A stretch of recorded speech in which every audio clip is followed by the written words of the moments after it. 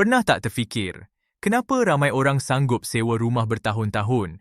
Padahal, kalau kira betul-betul, bayar lon rumah sendiri tu kadang lebih murah. Sebenarnya, ada 3 sebab utama. Pertama, tak faham tentang kelayakan pinjaman. Ramai fikir gaji rendah tak layak beli rumah, padahal dengan DSR yang betul, ada bank yang masih boleh luluskan pinjaman. Kedua, takut komitmen panjang. Tapi realitinya, komitmen sewa pun panjang juga. Bezanya, rumah sewa tu tak jadi milik kita. Ketiga, mindset belum bersedia. Ramai tunggu masa sesuai, tapi harga rumah makin naik, bukan turun. Kalau anda masih menyewa, tak salah, tapi pastikan ada rancangan keluar dari sewa.